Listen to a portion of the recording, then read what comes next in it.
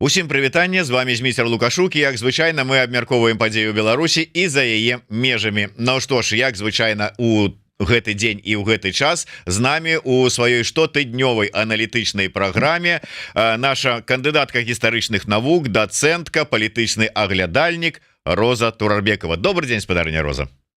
Добрый дзень, змейстер. Так, ну я вельмі удзячны, что там тэхніцы, тэхнічнаму Богу, там кому толькі заўгодна, что атрымалася ўсё ж таки спадарні Розе до нас далучыцца, бо напалохала яна тым, что не здолела со сваёй праграмай выйсці ў эфир, запланаваны на нядзелю з-за тэхнічных момантаў. Так баяўся, раптам гэтыя тэхнічныя моманты перакачуюць і на наш эфир. Дзякуй Богу, не.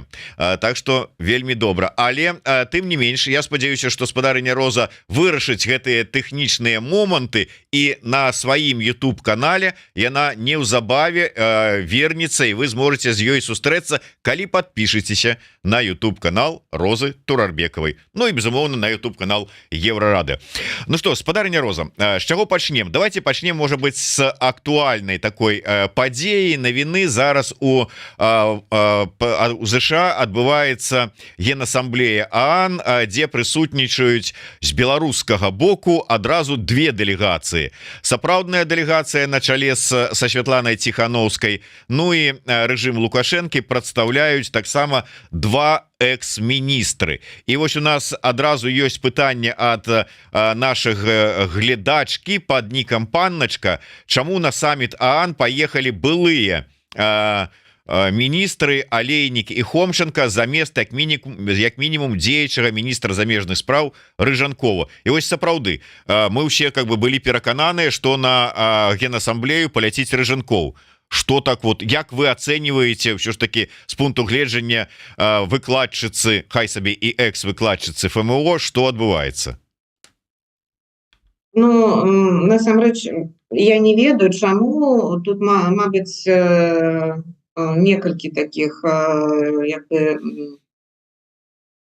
умоў. Па-першае, гэта, мабыць, яны не хацелі, каб состоялась гэта сустрэча са Святланай Ціхановскай, таму што і не толькі са Святланай Ціхановскай, таму што мы ведаем, туды паехалі і іншыя прадстаўнікі беларускіх дэмакратычных сіл і грамадзянскай супольнасці. Тым ліку Оля Гарбунова і Валерий Кавалевскі. Вось. Но насамрэч я не думаю, што гэта была бы такая вось як бы сур'ёзная як бы умова ў гэтым выпадку. Мабыць, гэта звязана з чым-то іным. Я вось зараз толькі чытала статьи, артыкулы, которые былі прысвечаны вось гэтаму скандалу у ААН. Вы ведаеце, што Расія, яна як бы ее такие попытки адносна вось гэтага неподпісання пакта о видении будучыні не атрымаліся. Но вось гэта был такі дэмарш з боку Расіі, і у тым ліку Беларусь, я маю на увазе лукашэнкаўскі рэжым, падтрымалі Расію ў гэтым не вельмі таким папулярным кроку. Гэты крок адносна вось того, як бы прыпыніць вось падпісанне галоўнага документа всего гэтага саммита, пакта во имя будущего, так он называется, да. И может быть это и с этим связано, сложно сказать, потому что, к сожалению, инсайдерской информации нет. Но это, как бы, мне кажется, не очень, как это сказать, продуманный шаг, потому что для Рыженкова это была бы прекрасная возможность такого дебюта на международном, да, на самой представительной международной площадке. Но раз этого не произошло, значит, какие-то у них были такие соображения, не знаю, какого порядка, честно говоря. И мне очень сложно себе представить, какая была логика. Ну, наверное, какие-то соображения были. Это происходит не случайно. Вот я имею в виду состав делегации. Але калі глядзець рэальна на тое, што прадстаўляе сабой і Генасамблея ААН, і тыя якія пытанні там могуць быць вырашаныя. Ну паехаў Барыжанкоў, то есть вот что ён что згубіла не ён асабіста як так міністр, новы міністр замежных спраў, які мог сябе там прэзентаваць, а што змяніла Беларусь, рэжым з-за таго, што вот менавіта Рыжанкоў не паехаў, чаго ён мог у якасці міністра там дамагчыся? Ну, я не ведаю, зараз там адбываецца вельмі велізарная дыскусія адносна рэформ у ААН. Ну вось гэтую рэформу Масква не падтрымала, і вось у гэтым выпадку як бы вось это тое, што Беларусь не, я имею в виду лукашэнкаўская, маю на увазе лукашэнкаўскую Беларусь, не прадстаўляе міністр замежных спраў, я так лічу, што гэта вельмі дрэнны знак. Я не маю на увазе ААН, я маю на увазе вось гэтую пазіцыю адносна вось гэтай дыскусіі, которая, ну, як бы она зараз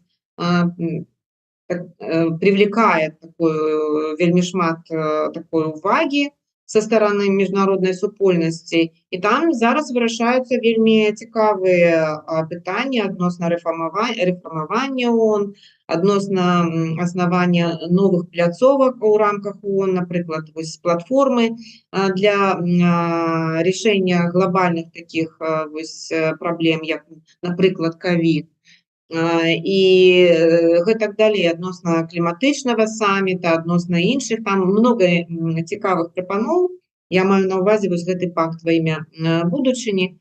І, напрыклад, таксама процівадзействие гэтым распаўсюджанню фейкавай інфармацыі такого прапагандысцкага характару. Вось і тая фармулёўка, якая гучала из уст расійскіх прадстаўителей, вось яна мне так як бы я так мяркую, што вось яна таксама затрагивае, как бы закранае інтарэсы рэжыма.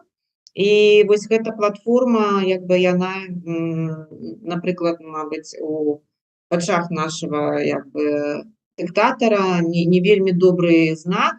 Но вы ведаеце, што зараз было принят, этот документ был принят, и даже российское возражение России не смогло как бы остановить принятие этого документа. Документ принят. Вот. Мне кажется, что вот это вот мы видим, очевидно, проигрыш дипломатический России, а то, что, например, пишется в российской сейчас пропаганде, что это раскол международного сообщества, никакого раскола нет. Все международное сообщество проголосовало за этот пакт. Против этого пакта проголосовало единицы, среди этих единиц как раз-таки Беларусь. Может быть, именно с этим и связано отсутствие министра замежных спраў. Это каб не псаваць ему імідж асабіста яму? Я не ведаю. Знаете, я даже отказываюсь понимать. Мне не хватает, я не знаю, фантазии, соображений относительно их в общем и целом неадекватных действий. Это неадекватно. Потому что вот, ну, калі я вот зараз читала обзор от Гардиана, тое, что отбывалось вокруг этого скандала, связанного с попыткой России сорвать подписание этого документа, и кто насамрэч як бы был возмущен, да, больше всего, это была даже не Германия, это был Африканский Союз и Мексика. Они были возмущены позицией России. А можете больше вот для людей, якія не паглыбляюцца вот у нюансы гэтых документаў, якія там прымаюцца, чаму вот что выклікала абурэнне тых же самых вот узгаданых вами краін, что гэты документ і кому дае, ну ці можа даць? Ну, насамрэч, гэты документ, это документ от Гутэриша, это его прапанова, его як бы реакция адносна вось той велізарнай крытыкі ААН, которая адбываецца апошнія гады. У тым ліку гэта крытыка была звязана з вайной в Украине и з вось той слабой, в общем, как бы волей ООН в отношении войны в Украине. Вот. Но это уже достаточно давняя история относительно реформирования Организации Объединенных Наций. ООН зараз, як ви бачите, вона не відповідає, її структура, вона не відповідає речаісності, вона не відповідає тим викликам і проблемам, які відбуваються. Гэта не толькі датычыцца Украіны, гэта датычыцца глобальных праблем. Напрыклад, ковід, ён паказаў вельмі шмат праблем. І гэта было все сфармулявана, у тым ліку Гутэрэшам, в кризис многосторонней дипломатии. Вось. И зараз вот это пакт будущего и реформирование ООН, предложенным Гутэрэшем, он призван вот это преодолеть кризис буквально, да, эту критику в отношении ООН. И сам пакт, например, вернее, извините меня, переговорный процесс относительно этого пакта вел в качестве там посредников, было два основных посредника, Германия и Нигерия. Потому что надо было, чтобы были представители богатого севера, да, развитых стран, и в то же время стран, которые не являются постоянными членами Совета Безопасности ООН, и с другой стороны представители, ну, так называемого бедного юга, вот в частности, извините, это была не Нигерия, это была, по-моему, Намибия. Вот. Но, конечно, что касается вот переговоры шли очень тяжело, долго, все это привело к тому, что некоторые формулировки и предложения стали носить слишком обтекаемый характер. Сейчас критикуют Гутерреш за то, что как бы они носят обтекаемый характер, но это попытка преодолеть кризис ООН как вот этой площадки, которая призвана решать очень много проблем, в том числе проблемы, связанные с ядерным разоружением, с использованием ядерного оружия. По этому поводу Россия, кстати говоря, тоже там возмущалась, что ее позицию не учитывают во время переговорного процесса. Якобы накапливались вопросы, которые никак не решались. И вот Россия выступила с таким предложением внести изменения, достаточно много изменений, не помню, там десятки изменений в этот пакт. Вот. Но там много есть пунктов, но в том числе ядерное разоружение, в том числе климат, в том числе и общеглобальные проблемы, в частности, вот такие, как пандемия COVID-19, как теперь необходимо реагировать, потому что такие проблемы будут возникать, об этом постоянно говорится учеными, и это не пугалки, это реальность. Вот. И дезинформация, которая, так сказать, которая распространялась, антинаучные как бы вещи, и самое главное, restrictions, ограничения, которые должны быть наложены, и должен быть создан совет экспертов по искусственному интеллекту, по использованию искусственного интеллекта. Эти все вопросы так или иначе затрагивают в той или иной степени агрессивную и нечестную внешнюю политику России. Не только России, но Россия в этом смысле далеко продвинулась. Вот. И поэтому я думаю, что в этой связи Россия стала как бы устами своих представителей, стала по этому поводу возмущаться и пытаться педалировать, да, вернее, скажем, срывать этот процесс переговорный. Тем более, что Россия недавно стала по очереди, она возглавила Совет Безопасности ООН. Поэтому, как бы, ну что в этом случае, что вас больше всего, как говорится, интересует, я не знаю. Все, против чего Путин выступал, и все, что связано с этими, как это сказать, дремучими, невежественными установками относительно того, что климат в норме, или он меняется, но человек тут ни при чем. Искусственный интеллект не так уж и страшен, как бы и ограничения на него не должны накладываться, это как бы дело разработчиков искусственного интеллекта, а ведь известно, что искусственный интеллект будет использоваться, и следующая война, если она будет война, то это будет война с более широким использованием именно искусственного интеллекта. Это война в Украине, это война дронов, а сейчас речь идет о возможностях искусственного интеллекта и привлечении его для войны.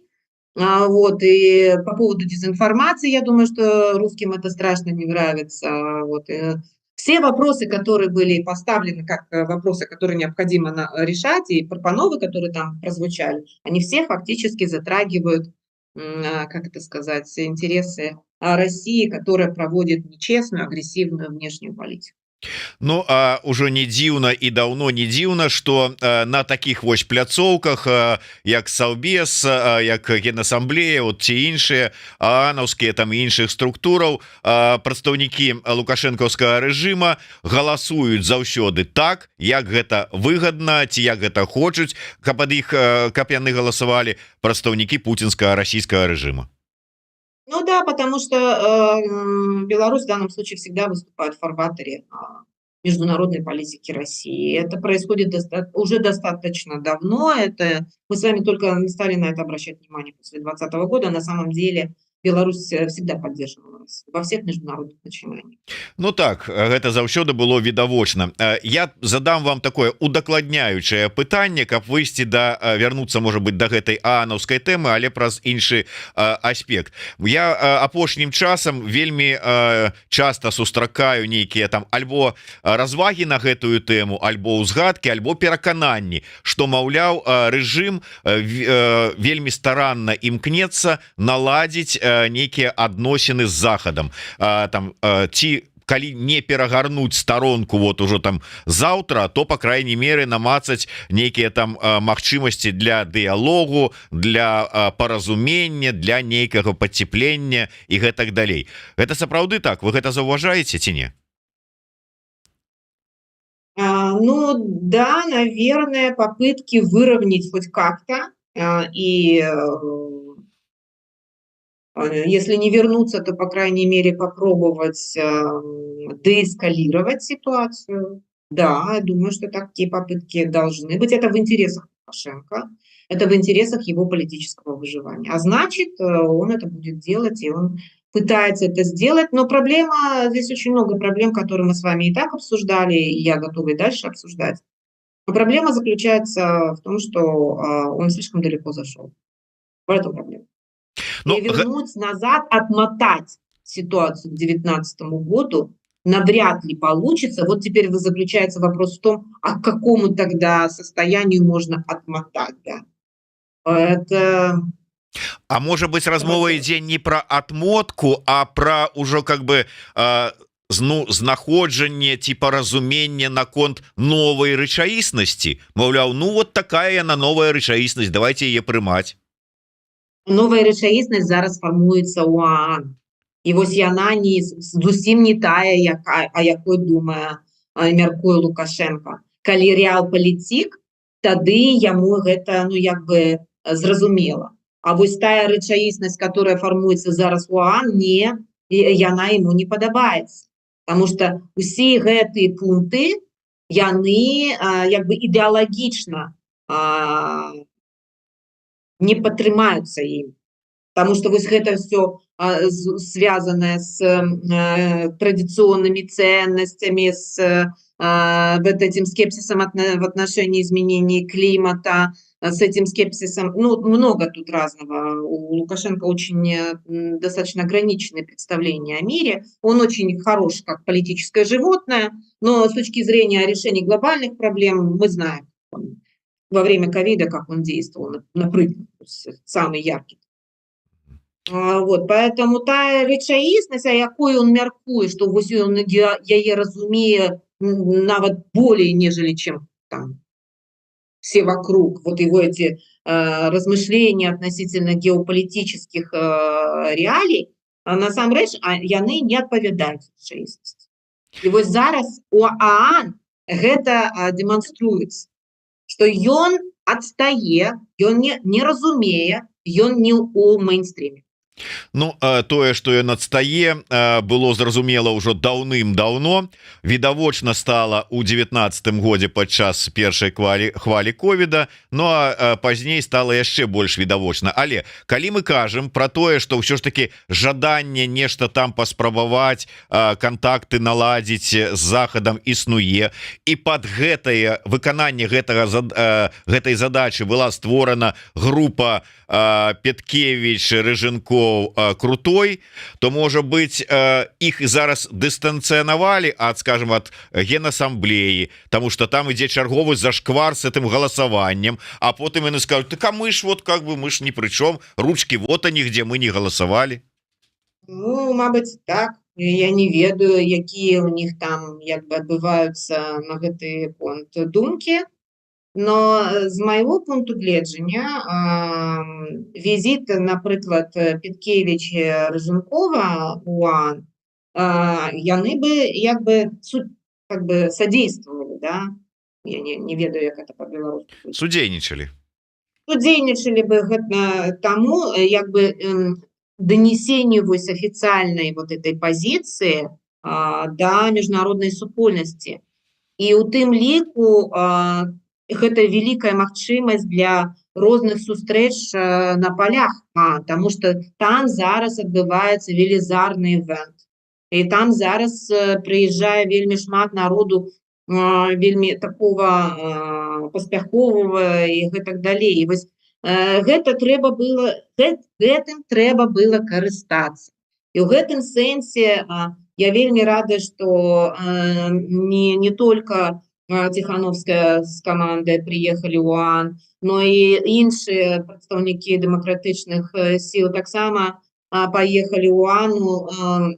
Я ведаю, што Ольга Гарбунова яна будзе, напэўна, так у Совете прав чалавека, ну, у тым ліку, таму што там на полях, у закулісье, там адбываюцца вельмі цікавыя рэчы, сустрэчы, дамовы, нейкія планы ці нешта. Ну, гэта вельмі важна, вось тое, што мы з вами называем нетворкінг, да?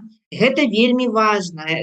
Политики это, ну, я бы сказала, первое дело, когда вы налаживаете связи, контакты, коммуникации, проговариваете, напоминаете, можете поймать такого человека, которого вам очень сложно бывает поймать. В любом случае, вот это face-to-face контакт, это очень важно. И не воспользоваться этим, ну, для меня это достаточно странно выглядит. Ну, это уже, как говорится, что тут сделаешь. Мы до асобных персонажей гэтай вот группы, так бы мовіць, вернемся яшчэ, але давайте вот завершаючы, можа быть, тэму менавіта полей Генаасамблеі ОАН, два момента. Як вы думаете, может быть, послали Олейника? Ну, и он же был на минулом Генаасамблеі ОАН. И он там уже как бы попалился, потиснул руку Франку Вячорку, поговорил с ним. Ну, уже все уже, что ты уже как бы человек пропащий. Ну, иди еще раз сустрэнешься, еще раз потиснешь. Ничего тебе с гэтага не будет, а он попалился бы так Рыженков, ну, на ровном месте. Ну, где ж такое? Может быть, тому, но это так, жарт. А як вы думаете, ўсё ж таки прадстаўнікі Дэмсіл, і зараз размова не толькі про Тихановскую, але і про тую ж самую Гарбунову, про Кавалеўская, які таксама там будзе. Я ведаю, что відаць будзе там Влад Кобец, это кіраўнік iSense, іншыя людзі. Якіх карысцей ад гэтых сустрэч на полях вы хотели бы? Я не кажу чакалі, а вот хотели бы. Ну, па-першае, гэта звяртаць увагу да Беларусі, да беларускай праблемы, да беларускага пытання.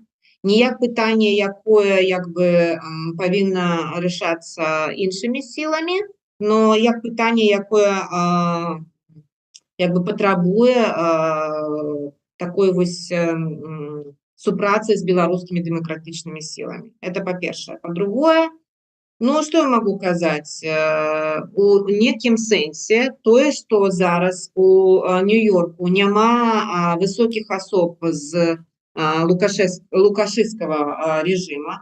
Гэта, мабыць, і дрэнна, но, напрыклад, вось на фоне той негатыўнай пазіцыі, якая зараз займае афіцыяльная, да, пазіцыя адносна вось гэтага пакта во імя будучыні, вось на гэтым фоне прыезд прадстаўнікоў беларускіх дэмакратычных сіл як бы падкрэслівае, што вось калі будучыня у Беларусі будзе добрая і она будзе адпавядаць мировым трендам, это будет звязано именно напэўна з беларускімі дэмакратычнымі сіламі. Таму я так разумею, што гэта не дрэнна для беларускіх дэмакратычных сіл. Пазіцыя дэмакратычных сіл, зараз беларускіх дэмакратычных сіл, яна так бы, ну, як мне кажется, я не знаю, вось, и она так укрепляется на этом фоне.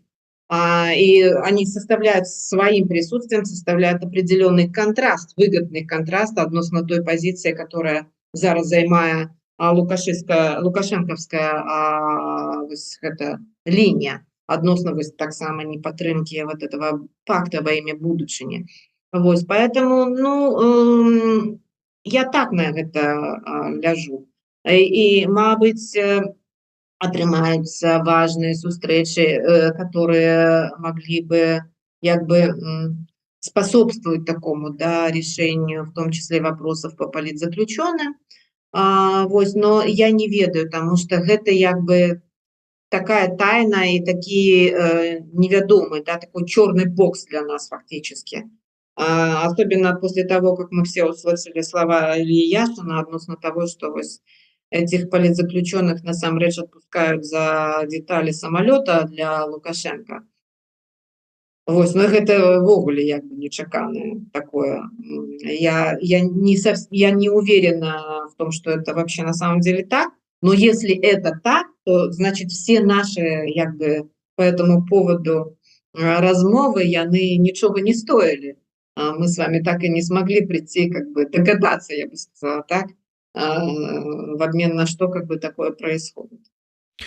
Першы раз на маёй памяти до нас у каментары прыйшоў Кнырович.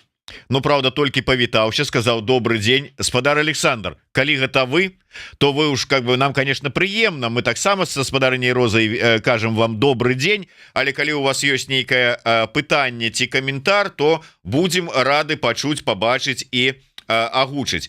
Спадарыня Роза, блин, вы закранули адразу, выбачаюся, вы закранули адразу некалькі тэмаў важных, якія хацелася б абмеркаваць, нават не ведаю, з якой пачаць. Пакінем Яшина, давайте вернемся до Дэмсілы. Як вы сказали, что ёсць шанс данесці, умацаваць там і гэтак далей.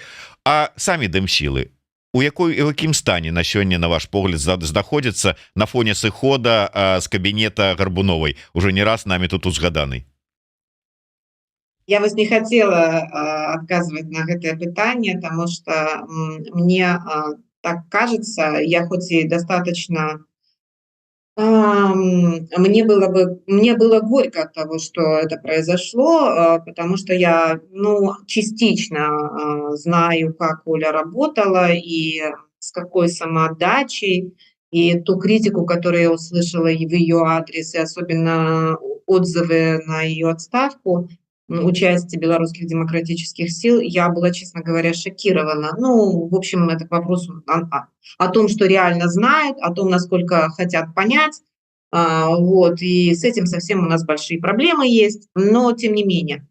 Я считаю, что надо дать время новым представителям, да, которые пришли вместо, например, Ковалевского или Сахащика, или теперь уже вместо Горбуновой, дать им время проявить себя, прежде чем делать выводы относительно того, насколько эта ситуация плохая или хороша. Но в общем и целом, я считаю, это, конечно, было не очень хорошим, добрым знаком. Надеюсь, что это, ну, как бы вот этот кадровый такой мини такой кризис, он будет преодолен. Тем более, что, насколько я понимаю, люди уходили сами. То есть это не вопрос того, что их отправили в отставку, да, что они не справлялись. Наверное, с Сахащиком было больше похоже на такую историю.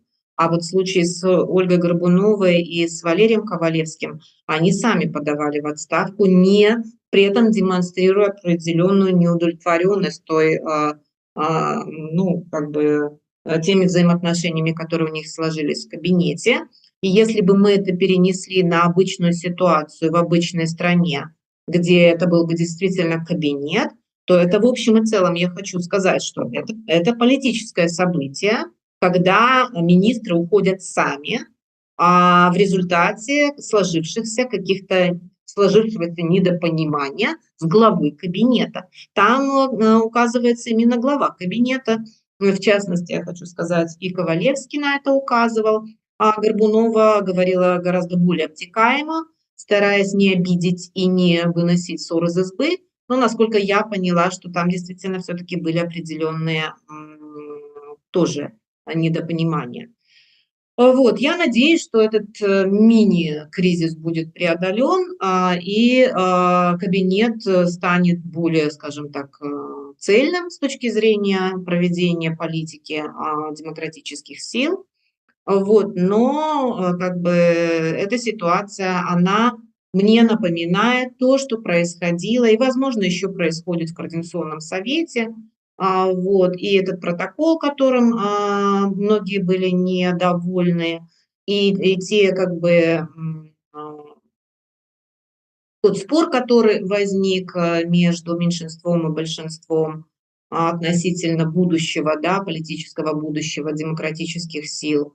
Вот, и спор по поводу статуса Светланы Тихановской, так само, это все, мне кажется, они же, все эти события происходили примерно в одно и то же время или шли одно за другим. Это свидетельствует о том, что у нас политическая жизнь есть, и есть у нас плюрализм мнений, но, к сожалению, мы еще не научились его регулировать цивилизованно. И у нас институты пока все еще являются слабыми, они являются именно протоинститутами, и есть соблазн великий переписывать под себя правила, что свидетельствует, конечно, о некоторых проблемах с политической культурой. Ну вот, очень обтекаемый вам Вот ответ, хотя вельмі не абцікальна, тым не менш Кнырович, які спачатку напісаў, што сижу і як заўсёды вельмі уважліва і з большим задавальненнем слухаю Розу Маратаўну, не вытрымаў такі і сказаў: сышлі Кавалеўскі, Сахашчык, Гарбунова. Сама Роза Маратаўна адмовілася ад удзелу УКР. Гэты тренд пра што? Пытаецца Кнырович. Вот про это, про то, что я сейчас последнее сказала, я не буду говорить за Горбунову, Ковалевского и Сахащика, я скажу за себя. Вот, у меня все-таки были личные причины, если бы эти личные причины не были бы такими действенными, сильными, я бы, возможно, и не ушла, но, возможно, я бы ушла бы позже, потому что, еще раз повторюсь, я против того, чтобы переписывать правила под себя, и свидетельствую это в определенном смысле политической незрелостью. Вот, и это, скорее всего, скажем так, теперь уже объективно я могу сказать, это, наверное, было таким самым важным фактором, который постоянно меня как бы вызывал во мне неудовлетворение и желание, скажем, донести свою критическую позицию. Вот мое такое было меркование. Мне кажется, что вот эта проблема, связанная с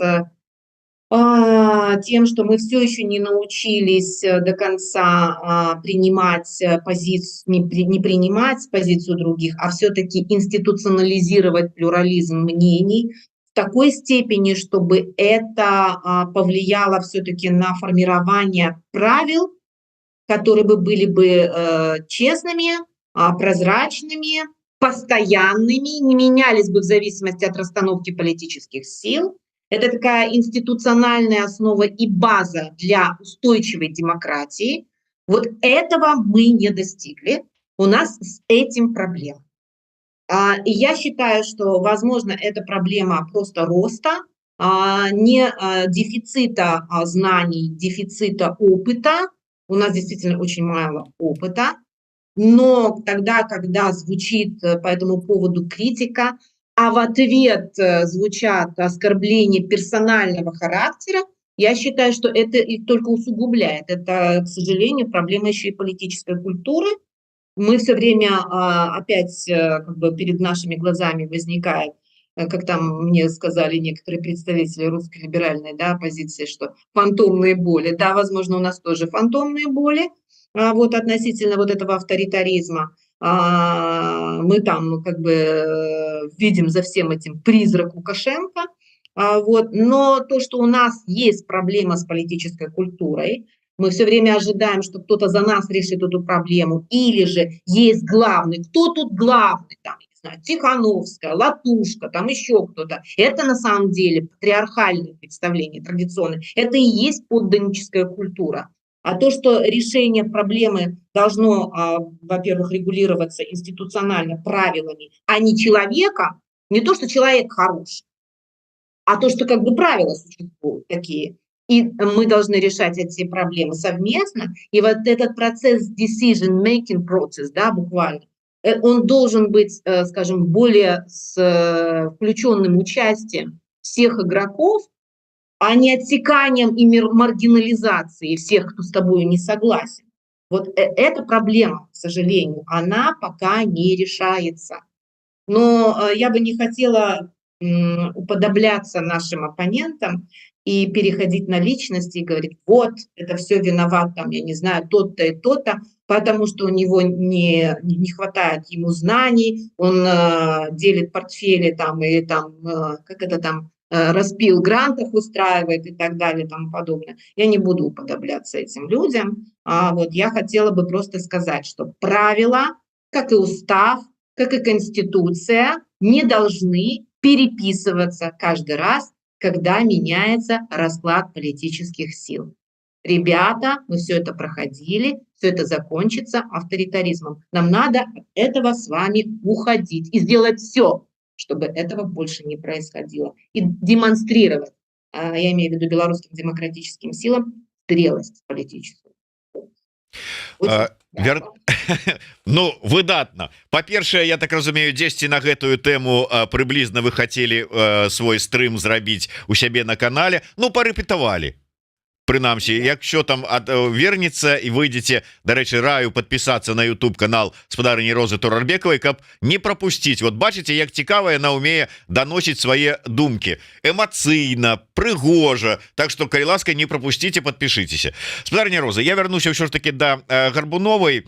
Я разумею сітуацыю, калі у цябе ёсць такая сваё бачанне, свая пазіцыя, а там же ж я так разумею, что пэўныя пытанні вырашаюцца галасаваннем, там прымаюцца ці што, ну як прынамсі яна казала, что калі па выніку пазіцыя па пэўнай пытанні прымаецца галасаваннем і прымаецца рашэнне, якое мне не блізкае, а потым адказваць і мне за гэта прыходзіцца, неяк не вельмі хочацца. Я ведаю, что яе позиция адносна ситуации с палітвязнямі гэта вызваляць любымі методами, любымі сродками, ісці на перамовы, дамагацца перамоваў и гэтак далей. Я не ведаю, ці бачылі вы маю з ёй размову вось буквально на гэтым тэме. Я спрабаваў яе больш падрабязна зразумець яе позицию, пытаючыся з кім перамаўляцца, ці бачна жаданне перамаўляцца з таго боку, на які вот і ўсё, і адказу прынамсі я уцямнага не атрымаў. Вам бачыцца, вось асабіста вам бачыцца магчымасць нейкага дыялогу, размовы, уплыву на гэтае пытанне з боку Дэмсіл, і ці як можна гэта пытанне вырашыць? Вот на чыім бы баку ў гэтай сітуацыі? Ці у вас свая пазіцыя, сваё бачанне? Во-первых, Оля говорила о том, что необходимо выделять гуманитарный трек, да, это вот ее позиция. И когда мы отделяем гуманитарный трек от политического, тогда понятно, что становится.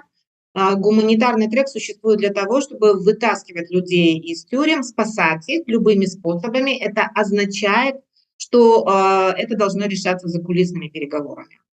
Возможно это или нет, сейчас вы имеете в виду, возможно или нет. Можно предположить, что такое пока невозможно, потому что этого, видимо, не происходило, но, возможно, там на эту ситуацию влиять. Я так поняла позицию и Оли, не только Оли, заключается в том, что калі зараз уже отбывается вот этот процесс, калі капля за каплей, да, маленькими очень группами выпускают политзаключенных, клиент, возможно, для переговоров созрел. Вот так они прочитали этот сигнал. Они считают, что это сигнал. Я считаю, что, возможно, мы действительно что-то упускаем в этой связи, и попробовать бы стоит. Вот. Но это касается гуманитарного трека. Речь не идет о политических переговорах. Это всегда такое было. В дипломатии такое было всегда. Это норма вообще. И здесь я не вижу как бы ничего, как это сказать, крамольного, преступного, тем более там как это предательского, да, или там коллаборации, там, когда стали писать Горбунова там готова целовать там ноги. Господи, люди, послушайте, вы вообще ее слушаете или нет? Вы вообще нормально можете как бы интерпретировать те слова, которые... Или вы слышите только то, что вам не нравится? Ах, она такая сякая предательница. Хочет пойти там, или там этот, как его, Егоров, да, готов целовать руки Лукашенко. Слушайте, ну... А вы готовы положить людей в ответ, могу сказать, да? Но я так не скажу, потому что это оскорбительно звучит. Вы готовы положить людей, вы готовы пожертвовать политзаключенными, да, во имя высоких политических целей и задач. Ну, Это такой разговор, понимаете? Это первое. Второе. С кем можно вести? А если бы я знала, с кем можно вести, я бы вам не сказала ни за что. По одной простой причине. Потому что эти вещи не, такие вещи не можно испортить публичностью. Нет, не можно, точность. Потому что речь идет о спасении людей. И что взамен за это происходит? Вот, например, американская дипломатия выкупает своих у Ирана, например.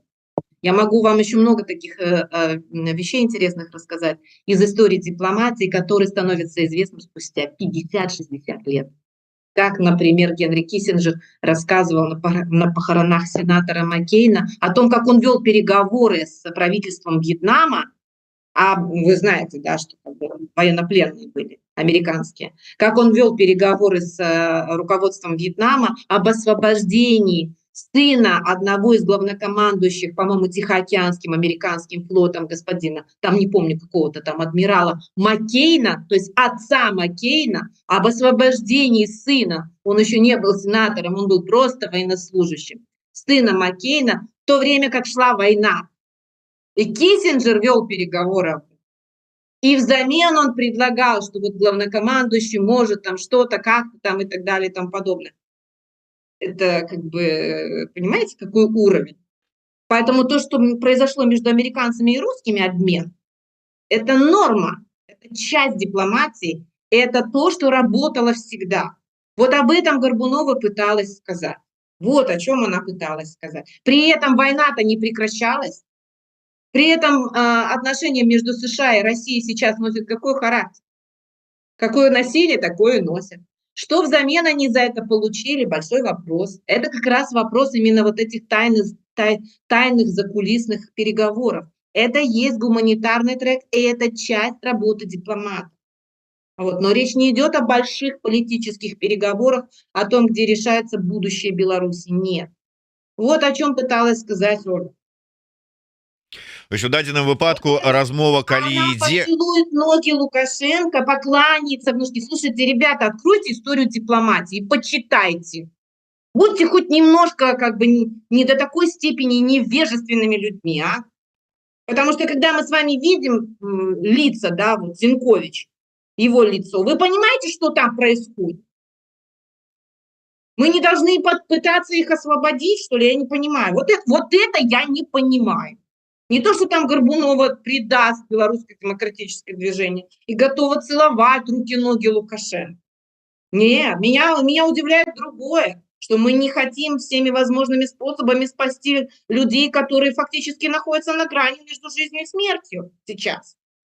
Это вообще-то норма, это часть политики, часть дипломатии, это часть мирового опыта.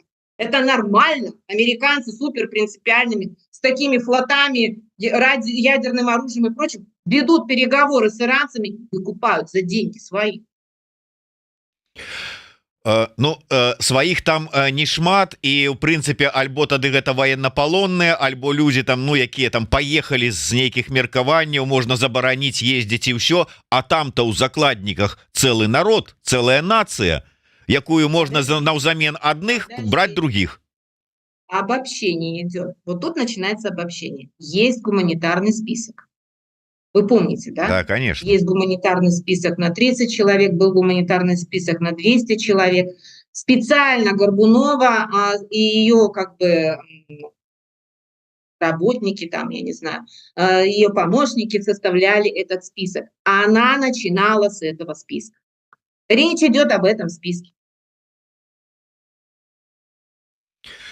Да, Конечно, згодным. речь, Самое галоўнае, когда что мы с вами говорим, конечно, когда мы с вами говорим о уже тысячах, то это уже решение именно политической проблемы. Да, я согласна. Это большие переговоры. Это то, что и называется переговорами. Я в свое время даже с Егоровым поспорила на эту тему, ему говорила о том, что переговоры на самом деле решают проблему, большую политическую проблему. То, о чем вы говорите сейчас, ну да, это можно назвать гуманитарный трек, закулисная дипломатия, потому что вытащить таких-то людей там и так далее и тому подобное.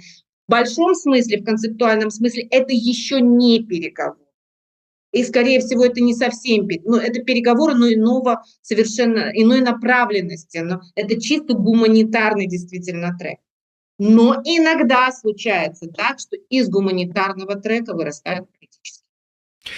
спадарня Роза, я ведаю, что не так шмат часа і у вас і у нас. Я хотел бы яшчэ закрануть некалькі тэмаў. І першае, зараз пайшла рассылка, ну, шмат хто атрымлівае з тых, хто за мяжой, типа там вяртайцеся, калі хочаце вярнуцца, вот там камісія па вяртанню працуе, там паспяшайцеся толькі до конца года і гэтак далей. З другого боку, сітуацыя з Пратасевічам нейкая незразумелая, неадназначная, як бы як такая, ведаеце, глянцавая картинка рекламная про тое, что от глядзіце, можно ж вот и вернуться, и вас осудят, но пробачать, а потом вы пойдете працаваць на завод и сможете в Дубай летать, и все будет у вас хорошо. То есть вот про что гэта сведчыць? Вот, и ці можно тут как бы складывать у одно вот два гэтыя кейсы? Ну, я думаю, что это все связано, во-первых, с предвыборной кампанией уже Лукашенко, как это там, перевернуть сторонку, да, там перевернуть сторонку, что этой проблемы не было, что эта проблема, она была, как это сказать, искусственно созданная, по методичке, цветная революция. Но некоторые те, что, ну, вы же знаете эту концепцию режима, некоторые там заблудились, заплутали, запутались, вось, и вось это все як бы различивается на них. А насамрэч, это просто пропагандистская кампания, вот, которая призвана, не знаю, кого убедить в большей степени, там, внутреннего потребителя или, собственно говоря, лично Александра Григорьевича Лукашенко в том, что это действительно так. Вот. Но это такое объяснение пишется. И скорее оно пишется для учебников уже даже. Вот. Поэтому это по-перше. По-другое, я не знаю, насколько сейчас серьезна проблема нехватки кадров квалифицированных, но она очевидна, это первое. Второе, что касается демографического кризиса. В Беларуси реальный демографический кризис, и он связан именно в первую очередь с тем, что, как правило, страну-то покидали кто? Люди достаточно молодого возраста, трудоспособного возраста, высококвалифицированные, уезжали не одни, целыми семьями, значит, с детьми. Это все в той или иной степени трогает Лукашенко, вернее, скажем, я думаю, беспокоит Лукашенко, но не до такой степени, как если бы там речь шла о пропагандистской кампании. Сейчас мы с вами сталкиваемся с пропагандистской кампанией, но кто его знает, возможно, они и искренне считают, что таким образом они смогут решить эту проблему. Вот, по крайней мере, с самовнушением они точно занимаются. Ну и история с Романом Протасевичем, она как раз вот и есть вот эта вот история, там, каяния блудного, возвращения блудного сына, да, к отцу буквально, и прощение, ему прощение даровано, и сейчас у него все хорошо, и он пытается сейчас еще и воздействовать своим участием, да, в этих пропагандистских роликах, потому что вот эта история фактически успеха, success, блин, история. Вот. Но как бы что будет дальше, я не знаю, посмотрим. Социальная ситуация выглядит плохо в Беларуси, она ухудшается, дефицит кадров есть, все это, конечно, не может не тревожить. но я не уверена, насколько они способны осознанно решать эти проблемы. Возможно, идет столкновение между разными подходами. Меня больше всего, знаете, что резануло, это то, что сейчас проходит вот это процесс закрытия частных домов престарелых. Мгм. Вот, и вот эта вот процедура лицензирования, и то, что это все из уст Качановой, великая, блин, государственная деятельница, готова огосударствить все вокруг. Вот, ну вот это, мне кажется, что это такая нищета мысли, которая на грани, я не знаю, невежества с чем, но она призвана вот еще раз как бы показать нам, что Лукашенко, он никогда не был сторонником приватизации, либерализации, даже в ущерб этой социальной сфере будет осуществляться вот этот ужас под названием там огосударствление социальных услуг, где, как вы знаете, сейчас, да, частные детские школы, частные сады, теперь уже частные эти дома престарелых. Вот, ну, я не знаю.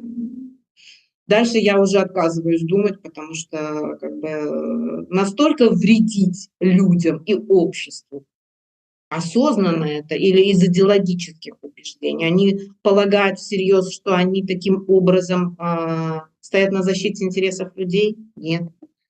Но это очень заскорузлое мышление. Я не знаю, как это интерпретировать больше. Может быть, я чего-то не понимаю.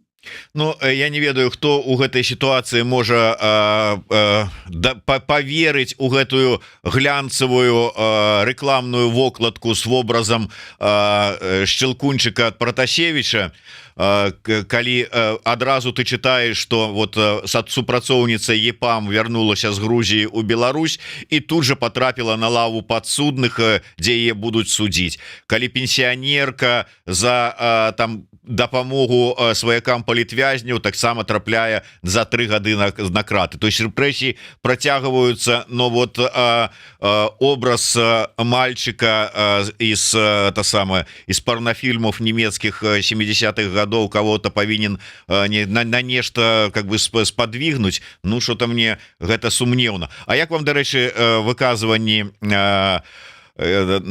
Натальи, Боже мой, выскочила из головы, про молодую демократию нашей вот Натальи, Петкевич. выписанной из Вашингтона, Петкевич. Да, я тоже была как бы здивлена, но эта песня старая, она из 90-х.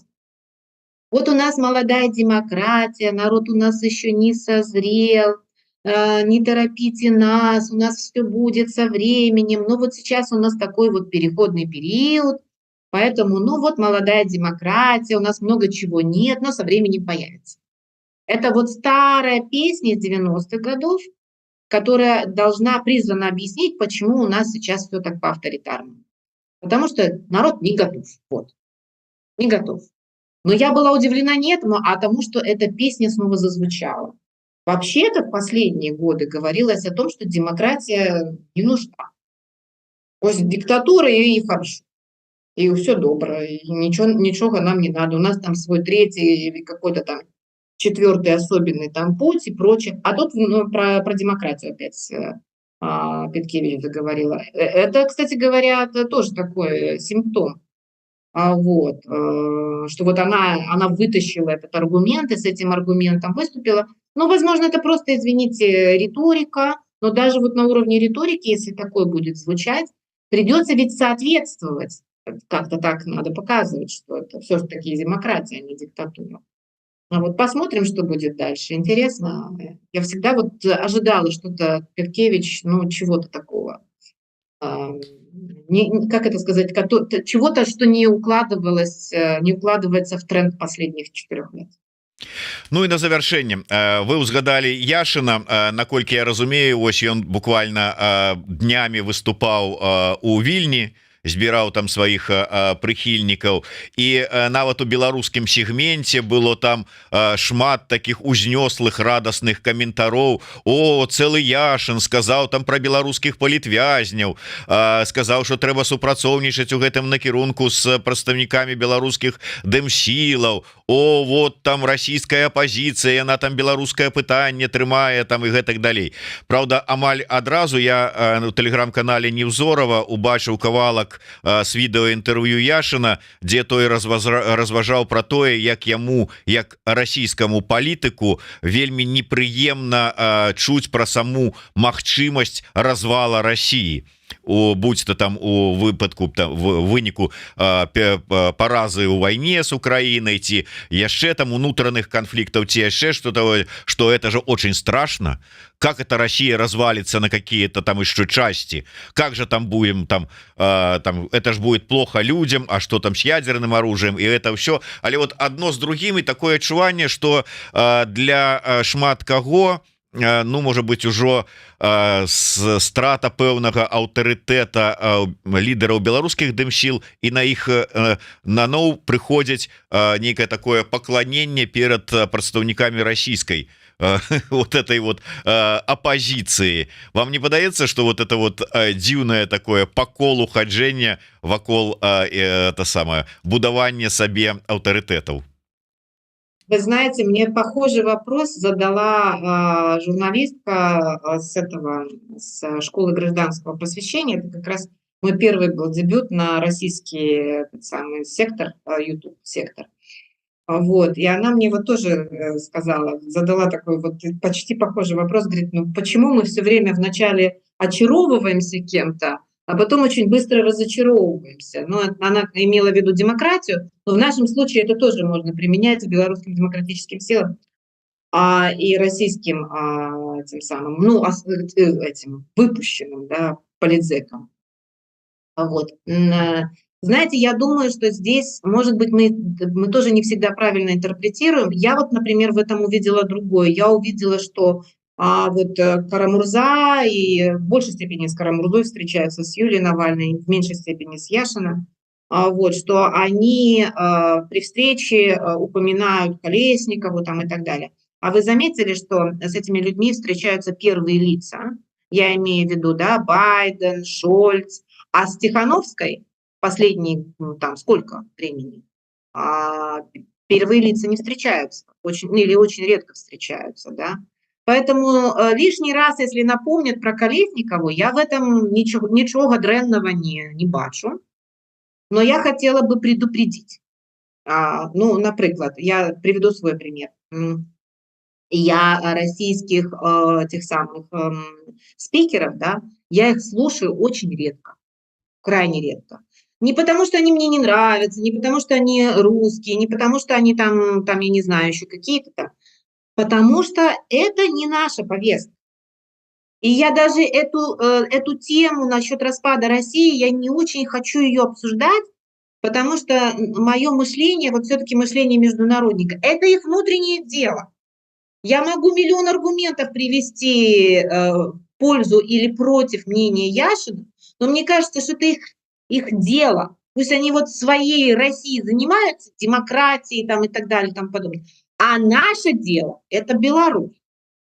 И вот когда мы друг друга начнем воспринимать все-таки более адекватно именно с этой точки зрения, что мы разные, и судьбы наши разные, и мы разные народы, разные страны, разные общества, и повестки у нас отличаются, вот мне кажется, тогда и вот это вот перестанет быть проблемой, головной болью.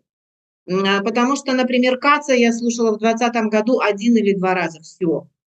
Только потому, что мне студенты мои писали, Роза Маратовна, вы смотрите Каца или нет? Я его не смотрю, я там читаю что-то другое. «Эхо Москвы» я слушала только тогда, когда мне было интересно что-то узнать про Россию, ну не про Беларусь. Вот эта вот интерпретация как бы белорусских событий через уста российских, там, я не знаю, журналистов, аналитиков, меня это мало интересует. Я убедилась неоднократно в том, что они нашу повестку, логику и ввогуле Беларусь яны очень плохо понимают. Почему я должна слушать русских, казахских, азербайджанских, например, аналитиков про Беларусь, когда я слышу с первых уст, что они, ну, не видят даже разницы, там, не чувствуют этого. Поэтому это все называется деколонизация. Мы все еще находимся в этом процессе деколонизации. Когда мы сможем завершить этот процесс деколонизации, тогда, возможно, мне будет, например, интересно мнение Яшина, Карамурзы, еще кого-то о Беларуси. Сейчас мне не интересно, потому что сейчас период сепарации. Мы сейчас должны сепарироваться. Это самое главное. Меня даже они меня не волнуют, не беспокоят. Вот даже их разважание адносно вось распад, не распад, это их проблемы. У нас своих полно. Давайте мы свои проблемы обсуждаем.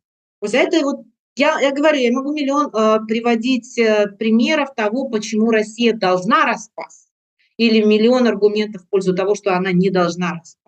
Но на самом деле меня это не интересует. Меня Россия интересует только с той точки зрения, насколько она способна нам испортить жизнь. Или вот в этом смысле с ними надо договариваться. Вот я бы хотела увидеть в их повестке, что они в будущем будут уважать суверенное право белорусского народа на определение собственной судьбы, например.